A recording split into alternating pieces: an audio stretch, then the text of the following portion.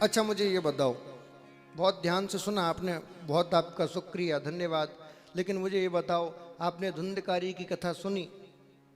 कथा तो वास्तव में धुंधकारी ने सुनी, उसकी मुक्ति हो गई, गोकर्ण जी ने सुनाई, उनका संकल्प सिद्ध हो गया। तुम्हें क्या मिला?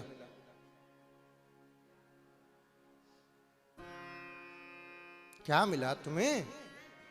एक ने सुनी, दूसरी ने सुनाई, एक का संकल्प पूरा हो गया, दूसरी की मुक्ति हो गई।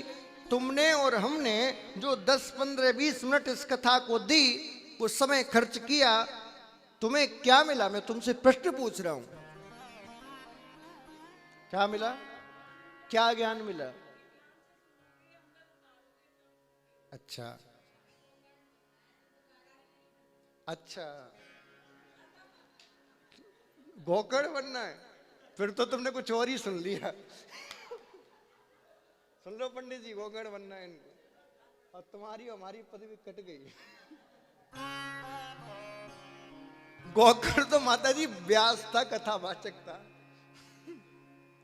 सुनो जरा ध्यान से, मैं बताता हूं। कोई बात नहीं, अभी दूसरा दिन है, धीरे धीरे सीख जाओगे। इन कथाओं का मैंने आपको कहा ना, रहस्य समझना है। आत्मदेव जी कहां रहते थे? तुंगभद्रा नदी के तट पर, है ना? ये तुंगभद्रा क्या है? व्याकरण में तुंग का अर्थ होता है बहुत, और भद्रा का अर्थ होता है कल्याण करने वाला, क्या कल्याण करने वाली, कुछ भी कह सकते हैं। मुझे बताइए, इस संसार में कल्याण करने वाला कौन है? बोलो बोलो बोलो। शिव। और सब अपना बोल सकते हो, कोई कोई रोक थोड़ी है, मैं टैक्स थोड़ी लूंगा बोलने पर। बोलिए। भागवत कथा। और बताइए। हाँ, थोड़ा जोर से बोलो। गुरु महाराज, बहुत बढ़िया। और बताइए। है है मैया? ऐसे बोला करो कि पति को डांट रही हो तो मेरी तक आवाज आ जाए। क्या कह रही हो? संत महात्मा, चलो ठीक है। अच्छा मुझे बताओ, आपने जो कहा कि भागवत कथा, संत महात्मा, शिव, ये जो भी आपने कहा, ये सब तुम्हें प्राप्त कैसे होंगे? अच्छा मुझे बताओ, ये शरीर आपका ना हो तो क्या तुम संतों को प्राप्त कर सकते हो? कथा सुन सकते हो, शिव की आराधना कर सकते हो, भक्ति कर सकते हो, भागवत करा सकते हो, ज्ञान प्राप्त कर सकते हो, कुछ भी कर सकते हो, तो किसकी वजह से कल्याण हो रहा है?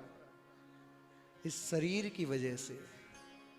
मैंने कहा ना, जो वस्तु हमें बिना प्रयास के मिल जाती है उसकी हम कद्र नहीं करते। आपका शरीर ही कल्याण करने वाला है। इस शरीर के द्वारा ही समस्त सत्कर्म किए जा सकते हैं। तप, ध्यान, समाधि, प्रत्याहार, ज्ञान, विज्ञान सब इस शरीर से होता है। इसलिए शरीर ही तुंगभद्रा है। और उस तुंगभद्रा शरीर के तट, नदी के तट पर कौन रहते हैं? आत्मदेव। तो इस शरीर के अंदर, इस शरीर संचालित किससे होता है? जोर से कहिए। तो वो आत्मा ही आत्मदेव है। लेकिन इस शरीर को संचालित करने के लिए आत्मा की आवश्यकता तो है, लेकिन जो हमारी इंद्रियां हैं उनको संचालित कौन करता है? बोलो। हाँ, ऐसे ही श्रोता मुझे चाहिए। मन और बुद्धि, ये दो ही हमारी इंद्रियों को संचालित करते हैं। तो भैया ये बुद्धि ही धुंधली है, आत्मदेव की पत्नी। और जो मन है वो धुंधली का सहयोगी है। जो धुंधली की बहन है वो मन है। आप महाराज जी क्या कह रहे हो? धुंधली धुंधली बुद्धि है? बोले हाँ। तो फिर बराबर ये धुंधकारी कौन है? धुंधकारी है काम। मुझे बताइए, आज तक आपने कभी सुना है कोई कहता हो कि इसका शरीर बिगड़ गया, इसकी आत्मा बिगड़ गई, इसकी आत्मा खराब हो गई? कभी सुना है? क्या कहते हैं? मन बिगड़ गया, इसकी बुद्धि खराब हो गई, है ना? इसका अर्थ क्या हुआ? जब मन और बुद्धि आपके बिगड़ते हैं, उनके अंदर विकृति आती है, तब धुंधकारी रूपी काम पैदा होता है। और जब धुंधकारी रूपी काम पैदा होगा तो काम आता कैसे है हमारे शरीर में? बताओ जायसवाल जी, बताओ हमारे अंदर काम कैसे प्रवेश करता है? हाँ? कैसे? लोभ से। लोभ का काम से क्या लेना देना है? हमें खुल के बता नहीं सकता काम के बारे में, वरना मैं बता तो सकता हूं, पर मेरी इच्छा नहीं है अभी थोड़ा बताने की।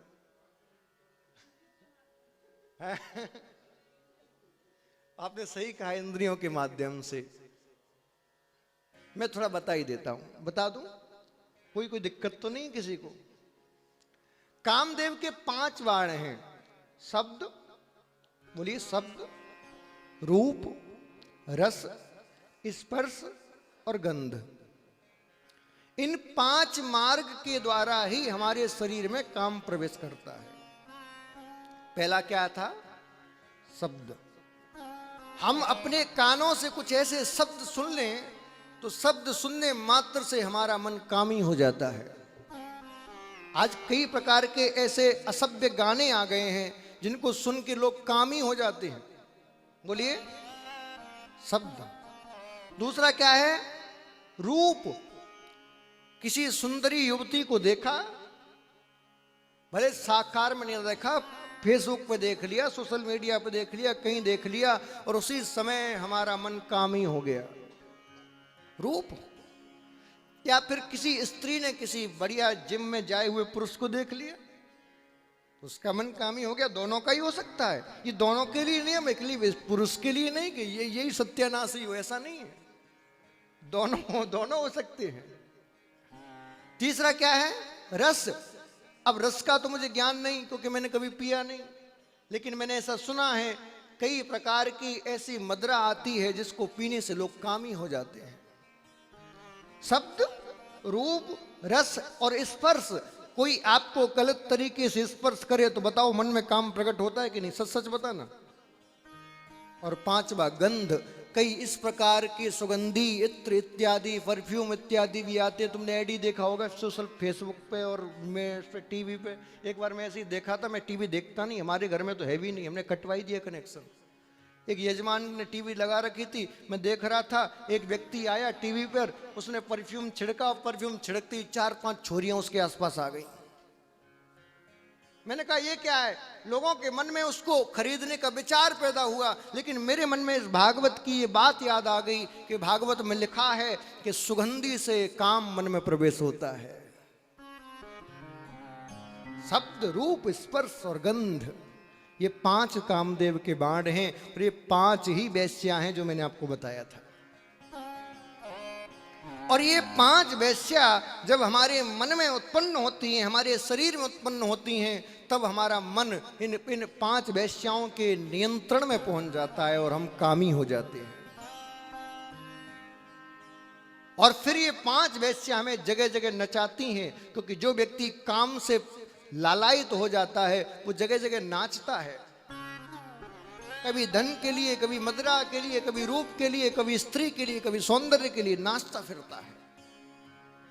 फिर कोई गौकर्ण आता है और वो गौकर्ण उसको भागवत का दिव्य ज्ञान प्रदान कराता है, और वो भागवत का दिव्य ज्ञान जब उसको प्राप्त होता है तब उसकी सप्त ग्रंथि जागृत होती हैं। मैंने कई कथाओं में देखा, भागवत होती है, लोग 7 गांठ का बांस गाड़ देते हैं। मैंने कहा ये क्यों गाड़ा है? बोले महाराज इसी में बैठेगा धुंधकारी। मैंने कहा तेरे पिताजी ना बैठे इसमें, धुंधकारी बैठेगा, शर्म नहीं आती? भागवत को तुमने सत्यानाश कर दिया। अरे भागवत क्या बाहरी बांस की बात कर रही है? मैंने क्या कहा था? सांकेतिक कथा है, ये बाहर वाले बांस की बात नहीं कर रही, ये अंदर वाले गांठों की बात कर रही है। ये गोकर्ण जी कहना चाह रहे हैं आपसे कि जो आपके शरीर में 7 गांठ हैं, 7 चक्र, मूलाधार से लेकर सहस्त्रार्ध तक पहले दिन की कथा सुनो तो मूलाधार आपका जागृत हो जाए, और अंतिम दिन की कथा सुनो तो आपके सातों चक्र सहस्त्रार्ध तक जागृत हो जाएं, और जैसी सहस्त्रार्ध चक्र आपका जागृत होगा आपका मोक्ष हो जाएगा, आप नारायण के रूप बन जाओगे। ये कथा सिखा रही है। पहले दिन की कथा सुनो तो तुम्हारे अंदर जो काम की प्रवृत्ति है वो काम की गांठ फूट जाए, तुम काम के दूर हो जाओ। दूसरे दिन की कथा सुनो तुम क्रोध आना बंद हो जाए, क्रोध की गांठ फूट जाए। तीसरे दिन की कथा सुनो लोभ से दूर हो जाओ। चौथे दिन की कथा सुनो मद दूर हो जाए। पांचवें दिन की कथा सुनो मोह दूर हो जाए। छठवें दिन की कथा सुनो मत्सर दूर हो जाए। और जैसी सातवें दिन की कथा की आरती हो तुम्हारी अविद्या रूपी अज्ञान की वो परतें खुल जाएं, तुम्हारे मन में ज्ञान का प्रकाश पुंज उत्पन्न हो जाए, तो समझ जाओ तुम नारायण बन गए। ये हैं 7 गांठें। लेकिन हम क्या करते हैं, वो अंदर की गांठ तो खोलते नहीं, बाहर गांठ और लगा देते हैं। लो, इसी से तरेगा धुंधकारी। अब कछु तो गलती हमारे आचार्य को होती है। आचार्य भी कहते हैं 7 गांठ में 7 नारियल तो बांधे का बांध ही दे तू, वैसे भी उद्धार तो होना नहीं। क्या करें बेचारे। कई बार यजमान इतने हठी होते हैं कि समझाने के बाद भी नहीं मानते, तो अंत में कहते हैं तुझे जो अच्छा लगे सो कर, हमारे बाप का क्या जाता है। इसलिए जीवन में एक बात याद रखिएगा, आचार्य आपको जो करा रहा है उस पर संशय मत करिएगा और उसकी आज्ञा का उल्लंघन मत करिएगा। जो आचार्य आज्ञा कर दे, जिस प्रकार से करने की कहे उस प्रकार से यदि चलोगे तो भैया कुछ त्रुटि भी होगी तो वो त्रुटि आपकी नहीं मानी जाएगी, आचार्य की मानी जाएगी। क्यों? क्योंकि हमने तो अपना जीवन, अपना वो समय उस आचार्य के लिए समर्पित कर दिया। जहां ले चलोगे वहां हम चलेंगे, जो कराओगे वो करेंगे। और तुमने कहीं अपनी बुद्धि लगाई, अपना दिमाग लगाया, नहीं आचार्य जी ऐसा नहीं ऐसा, फिर भगवान कहेंगे तो बहुत ज्ञानी बन रहा है, अब ठीक है आचार्य जी तुम रहने दो, इसी को देख लेता हूं मैं। समझ में आ रही है ना? तो पूजा में ज्यादा बुद्धि मत लगाना। आचार्य जी जैसा कहेंगे फूल चढ़ाओ तो फूल ही, रुपया चढ़ाओ तो रुपया, 500 के चढ़ाओ तो 1000 का है? अब 1000 के बंद हो गए उनको मत चढ़ा देना। तो थोड़ा सा समर्पित होकर करिए। ये 7 गांठें आपके जीवन में बहुत महत्वपूर्ण कथा बता रहा हूं आज आपको, सुनिए। मैं किसी कथा में नहीं बताता ये बातें, मैं भी कह देता हूं ठीक है बात गाड़ लो, तुम्हारी भी पितर तर जाएंगे। इस कथा के जरिए आपको पहले आसन को साधना है, फिर आपको थोड़ा सा अपने प्राणायाम करना है, फिर थोड़ा सा आपको अपना प्रत्याहार करना है, फिर ध्यान, फिर धारणा, और अंत में आपको समाधि तक पहुंचना है। ये एक कथा सिखाएगी आपको। ध्यान करने बैठो तो ज्यादातर लोग ध्यान करते हैं, सबसे पहले ध्यान करेंगे और कहां ध्यान लगाएंगे? बोले दोनों भौं के मध्य में। हाँ जी बोलिए, ये कौन सा चक्र है? बोलो बोलो। आज्ञा चक्र। कौन से नंबर का है? हाँ, 6ठे नंबर का। मुझे बताओ, तुमने पहले की 5 क्लास पढ़ ली? पहले के 5 चक्र जागृत कर लिए? नहीं। तो जब 5 जागृत हुए नहीं तो 6वां कैसे जागृत हो जाएगा? आज आपको मूल मंत्र दे रहा हूं, जब भी नेत्र बंद करके ध्यान लगाने बैठो तो सबसे पहले हमें मूलाधार पर ध्यान लगाना है। जब तक आपका मूलाधार चक्र जागृत नहीं होगा, और इसको जागृत करना सबसे कठिन है, ये जागृत हो गया तो बाकी सबको जागृत होने में समय नहीं लगता। एक बार गाड़ी स्टार्ट हो गई तो फिर उसको आगे बढ़ने में समय नहीं लगता, लेकिन ठंडी के दिन में वो एक ही बार में स्टार्ट गड़बड़ होती है। तो वो मूलाधार को जागृत करना है, और वो मूलाधार जागृत होगा कैसे? किसी भी जनरेटर को चलाने के लिए डीजल की जरूरत पड़ती है कि नहीं? ईंधन की जरूरत पड़ती है कि नहीं? बोलिए। किसी की गाड़ी डीजल वाली है तो डीजल डलाएगा तब गाड़ी चलेगी, किसी की पेट्रोल वाली है तो पेट्रोल जलाएगा तो गाड़ी चलेगी, किसी की सीएनजी वाली है तो सीएनजी डलाएगा तो गाड़ी चलेगी, किसी की ईवी आ गई है इलेक्ट्रिकल तो चार्ज करेगा तब चलेगी। बोलिए। तो महाराज ये जो चक्र हैं इनकी भी तो कोई ऊर्जा होगी जिससे जागृत होते हो, होगी ना। इनकी ऊर्जा है ब्रह्मचर्य। मूलाधार हमारा कहां है? मूलाधार ठीक उस जगह है जहां से हम अपने ब्रह्मचर्य का हनन करते हैं।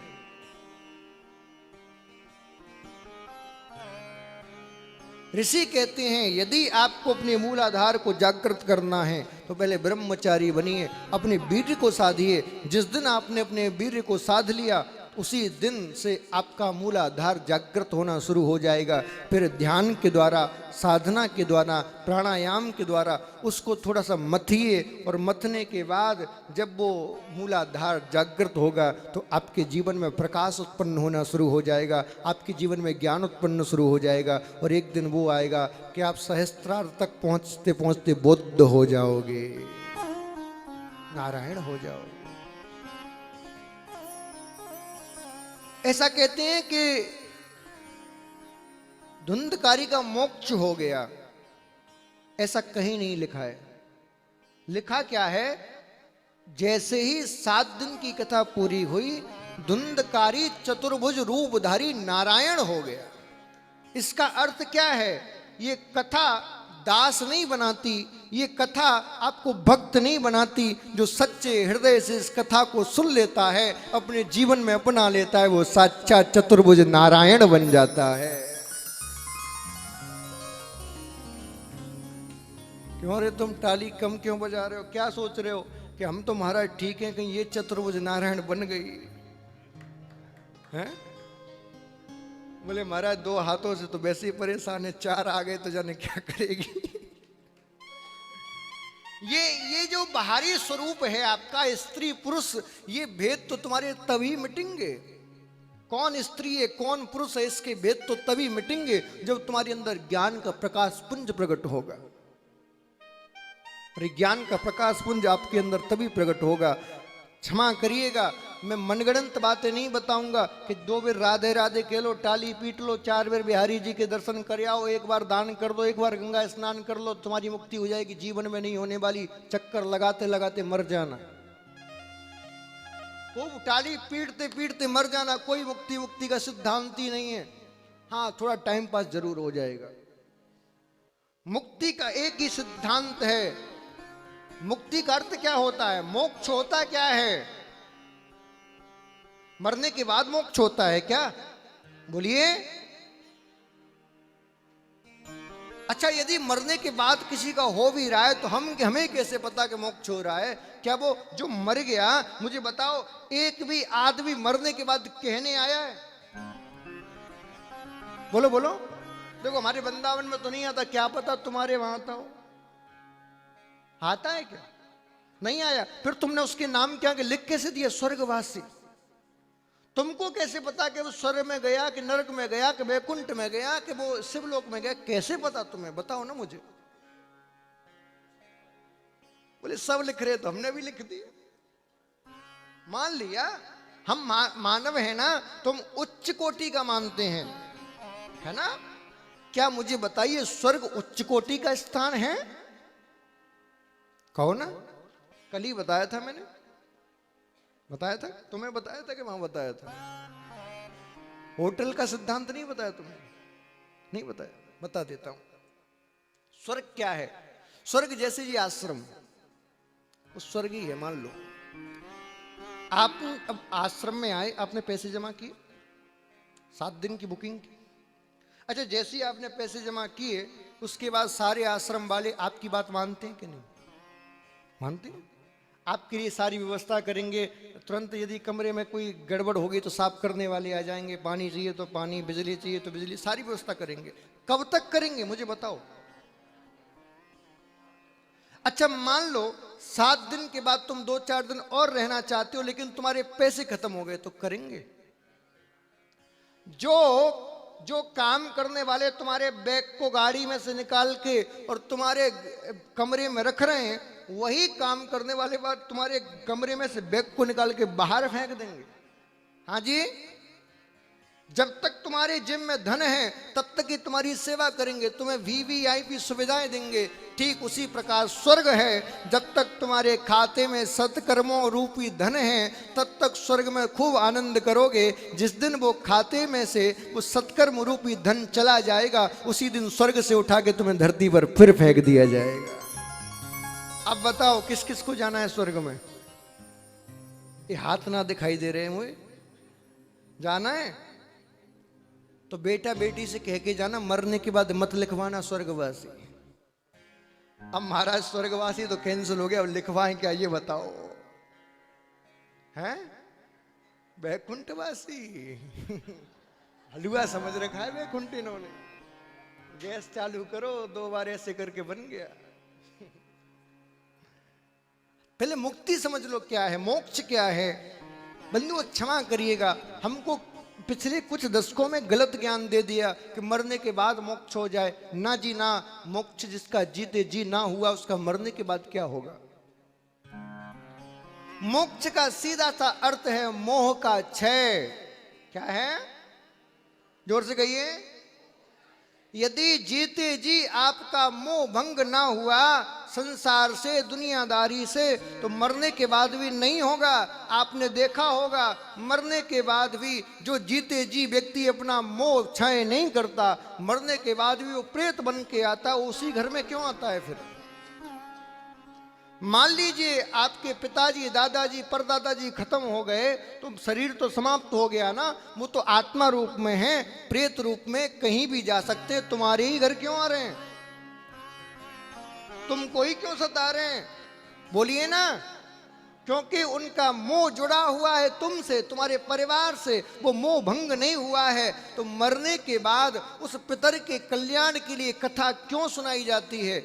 क्या इस कथा को संकल्प से कि उसकी मुक्ति हो जाती है? नहीं, इस कथा को इसलिए सुनाया जाता है कि जब उसके नाम का संकल्प लेके उस कथा को उसके निमित्त सुनाएंगे तो वो सूक्ष्म रूप से इस कथा में आके बैठेगा, इस ज्ञान को अपनाएगा। उस ज्ञान को अपनाने के बाद अपना मोह इस परिवार से हटा लेगा, और जैसे ही अपने परिवार से इस मोह को हटाएगा उसकी मुक्ति हो जाएगी, उसका मोक्ष हो जाएगा। समझ में आ रही है मेरी बात? मैं लॉजिक वाली बात करता हूं, क्षमा करना, मेरे पास वैसी बातें नहीं होती। तो ये कथा आपको जीते जी भी मोक्ष प्रदान करा सकती है, मुक्ति कर सकती है, बस आपका मोह भंग हो जाए दुनिया से। आप कहोगे महाराज हमारी गृहस्थी को समाप्त करना चाहते हो, सबसे मुंह हटा लें? नहीं नहीं नहीं, मैंने आपको गृहस्थी से दूर जाने की नहीं कहा, मैंने मोह हटाने की कहा। 2 होते हैं, एक प्रेम और एक मोह। प्रेम क्या है? जैसे मान लीजिए मेरे पास एक मोबाइल है, हैं? आपके पास तो महंगा होगा, भी तो सस्ता सा है। अब जी जब तक मेरे पास है तब तक इसको समय पर चार्ज करना, इसको जब तक मेरे पास है तब तक इसको सुरक्षित रखना, ये प्रेम है, एक कर्तव्य है। लेकिन ये खो जाए, टूट जाए, कहीं कहीं छूट जाए, मान लो फूक जाए, कुछ भी हो जाए, और मैं इसके वियोग में बैठ के रोने लगूं, यही मोह है। समझ में आ रही है मेरी बात? किसी वस्तु की केयर करना, किसी व्यक्ति की केयर करना, जब तक वो हमारे सानिध्य में है, अपना कर्तव्य समझकर उसको सुरक्षित रखना, ये प्रेम है। लेकिन उसके जाने के बाद उसके वियोग में बैठ के रोते रहना, यही मोह है। और गोस्वामी जी कहते हैं ये मोह ही तुम्हें संसार के बंधनों में बांधता है। मोह सकल व्याधिन कर मूला। तो यदि आपको मुक्ति चाहिए तो आपको इस संसार से ये मोह भंग करना होगा, तभी आपको मुक्ति की प्राप्ति हो सकती है।